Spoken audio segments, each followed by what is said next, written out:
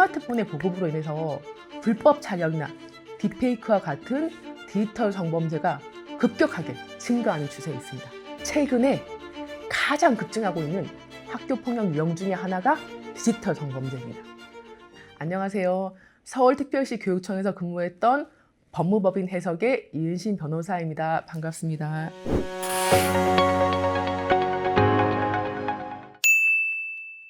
아이가 학교를 다녀도 부모님들이 보시기에는 여전히 애기라고 생각하시는데 요즘은 초등학생만 돼도 서로 연애도 하고 아이들 성장이 부쩍 빨라지고 있습니다.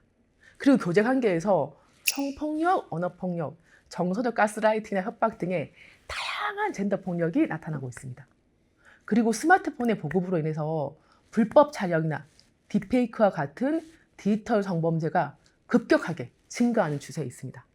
보통 성폭력이라고 하면은 여학생들이 피해자라고 생각하시는 경우가 많은데 남학생들 사이에서 상대방을 모욕하는 방식으로 언어적 성희롱을 하거나 부모님들을 성적으로 모욕하는 소위 패드립과 같은 학교폭력도 많이 발생하고 있습니다.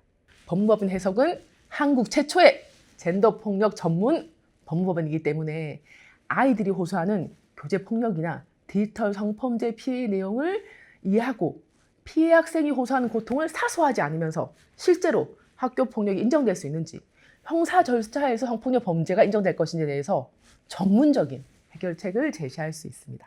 첫 번째로 나타나는 교제폭력 유형은 성폭력입니다. 특히 여학생이 교제를 원하지만 스킨십을 원하지 않거나 좀 더 알게 된 이후에 스킨십을 하고 싶은데 남학생은 연애 초기에도 스킨십 하길 원하거나 여학생이 싫다고 의사를 보인 경우에도 스킨십을 하는 경우입니다. 교제 관계라고 하더라도 일방이 싫다고 하는 경우에 억지로 스킨십을 강요하는 경우에는 당연히 성폭력이 됩니다. 다만 형사법에서는 성폭력 범죄가 성립하기 위해서 폭행 협박으로 피해자의 한 걸 곤란하게 했는가를 살펴보는데 교제 관계에서 물리적 폭력이 들기보다 스킨십 해달라고 쪼르거나 미안하다고 사과해놓고 다시 같은 행동을 반복하는 식으로 동의하지 않는 성적 행동의 범위가 다양하기 때문에 피해 학생이 싫다고 했는데 성적 행위를 강요했는가를 확인하는 것이 쟁점이 됩니다. 두 번째로 나타나는 교제폭력 유형은 통제와 강요입니다. 서로 교제하는 사이이기 때문에 다른 남사친이나 여사친 등 이성 친구와 연락하지 못하게 하거나 핸드폰 비밀번호를 공유해야 된다고 강요하거나 인스타그램 등 SNS 메시지를 보여달라고 강요하는 경우입니다. 이런 통제와 강요는 사랑이라는 가명을 쓰고 있기 때문에 상대방의 행동을 통제하고 원하지 않는 행동을 강요하는 폭력임에도 애정을 확인한다는 명목으로 자행되어서 교제폭력이라는 점을 입증하기가 쉽지 않습니다. 세 번째는 언어폭력과 신체적 폭력입니다.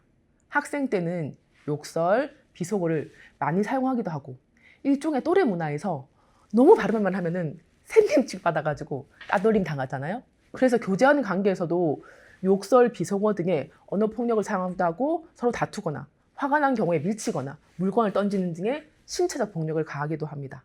학생들 간의 교제폭력의 경우에도 신체적 접촉을 동반한 성폭력이 많은데 부모님들은 아직 자녀가 어리다고 생각하시니까 자녀 이야기를 듣고 놀라시는 경우가 많습니다. 이럴 때 학생들은 상대방의 행위가 성폭력이라고 생각하면서도 상대방에 대해서 여전히 호감이나 미련을 가지고 있는데 억지로 상대방과 떼어놓거나 나쁜 애랑 놀지 마라 하면서 상대방을 비난하기보다는 피해 학생의 이야기를 잘 들어주시면서 함께 해결책을 모색하는 것이 좋습니다. 최근에 가장 급증하고 있는 학교폭력 유형 중에 하나가 디지털 성범죄입니다. 카메라 등 이용 촬영죄는 교실이나 복도에서 여학생들의 치마 속 다리를 찢거나 화장실에 몰래 숨어 들어가지고 촬영하는 경우입니다. 딥페이크의 경우에는 피해 학생의 얼굴에 나체 사진을 합성하는 방식으로 이루어지며 최근에 생성형 AI 기술 발달로 딥페이크를 만들기가 너무 쉬워지면서 급속히 증가하고 있습니다. 교육부에서 2024년 12월에 발표한 딥페이크 불법 영상물 관련 청소년 인식조사 결과에 따르면 응답 학생의 75%가 교내 딥페이크 성범죄에 대해서 불안감을 느낀다라고 대답했으며 특히 여학생은 81.7%가 자신이 피해자가 될 수 있다는 점에 대해서 우려하는 것으로 나타났습니다. 디지털 성범죄의 경우에 가해 학생은 단순히 장난이나 놀이라고 생각해서 신경성을 느끼지 못한 경우가 많은데 피해 학생은 학교 가기를 거부하거나 주변 친구를 믿지 못하고 친구들의 관계가 어려워지는 경우도 많습니다.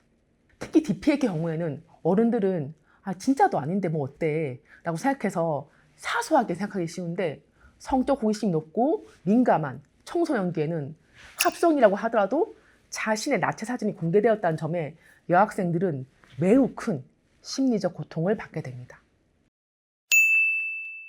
성폭력 사건의 경우 다른 사람이 지켜보지 않는 가운데 이루어지기 때문에 목격자가 없는 경우가 많고 피해 학생과 가해 학생의 진술이 대립하는 경우가 대부분입니다. 그래서 성폭력이 발생했는지를 입증하기 위해서 피해자 진술의 신빙성을 따지는 경우가 많은데 형사 절차에서는 가해자가 부인하더라도 피해자의 진술이 일관되고 구체적인 경우에는 관련 증거가 없더라도 성인지 감수성에 따라서 성폭력이 인정되는 경우도 있습니다. 그런데 학교 포용 절차에서는 심의위원들이 가해 학생이 부인하는 경우에는 관련 증거가 있는가를 중점적으로 보기 때문에 젠더 폭력 사건이라고 하더라도 피해 학생의 진술만 있고 카톡, 문자, 다른 학생의 목격 진술 등 객관적 증거가 없는 경우에는 학교 폭력이 인정되지 않는 경우가 많습니다.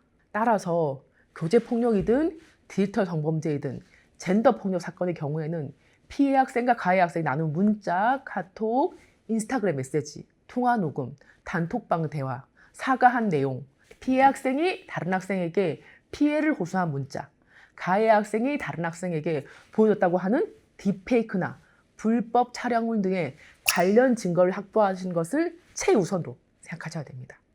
어린이라고 하더라도 제대로 된 연애를 하기가 어렵고 특히 교제폭력이나 디지털 성범죄에 대응하기는 쉽지 않습니다.